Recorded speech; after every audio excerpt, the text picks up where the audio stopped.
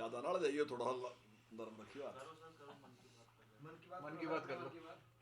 अरे मन की बात तो यही थी, तरह के लोगों को गपशप कर लूँ मैं। मन की बात, और मैं कौन सा नरेंद्र मोदी हूँ मन की बात करूँ। सर 5 स्टेट के जो नतीजे आए हैं जिनमें 3 में बीजेपी को जो है 2/3 बहुमत से ज्यादा मिलता हुआ दिखाई दे रहा है, किस तरीके से देखते हैं? नहीं नहीं, बड़ा भारी उत्साह है इसका, और बेहद खुश हैं। और इसके लिए हम अपने केंद्रीय नेतृत्व का भी, और साथ ही जो हमारे राज्यों का नेतृत्व है और हमारे कार्यकर्ता हैं, उनको बहुत बहुत बधाई, बहुत बहुत शुभकामनाएं।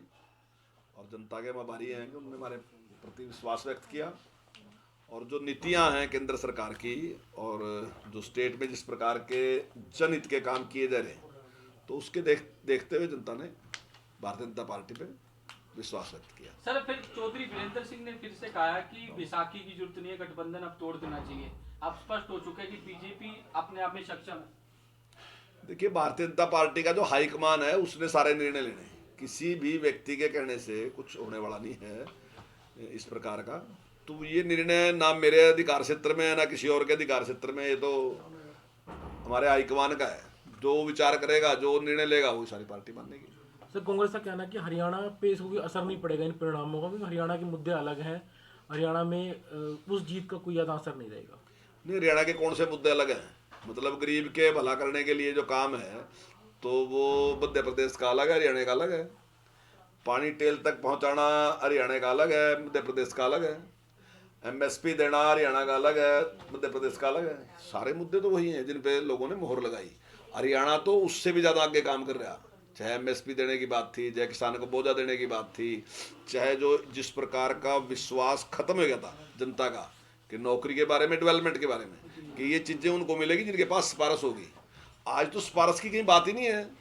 आप तो अगर आप किसी का बीपीएल बढ़ना तो सिफारिश नहीं चाहिए, आयुष्मान बढ़ना सिफारिश नहीं चाहिए, पेंशन लगानी सिफारिश नहीं चाहिए, और अन्य कोई डेवलपमेंट का काम है सिफारिश नहीं चाहिए। पंचायत का सरपंच भले ही किसी पार्टी का हो, लेकिन जितनी आबादी है उसके हिसाब से पैसे डाल देंगे, यानी कि गांव अपने आप ही योजना बनाएगा।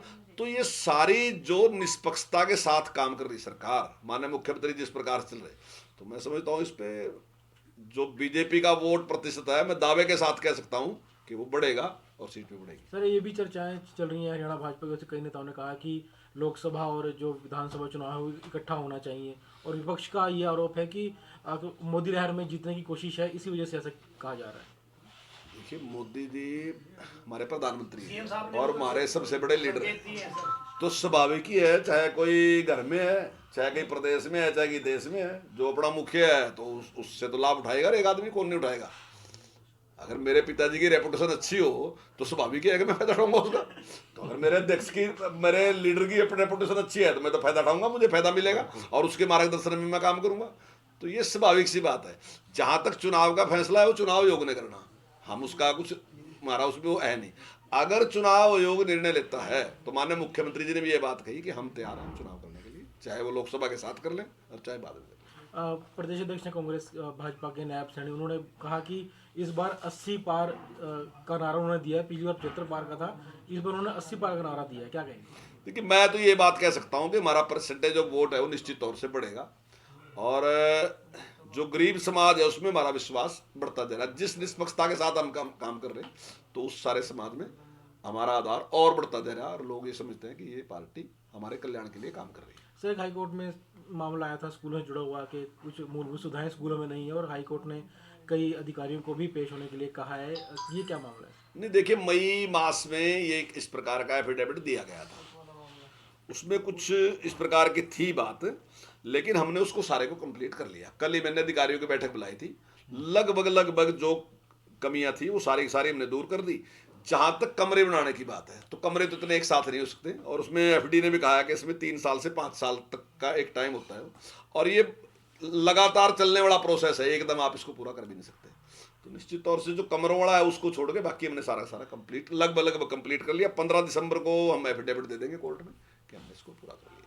इसके अलावा सर 15 दिसंबर से शीतकालीन सत्र शुरू होने जा रहा है, उसको लेकर आज कांग्रेस विधायक दल की भी मीटिंग है।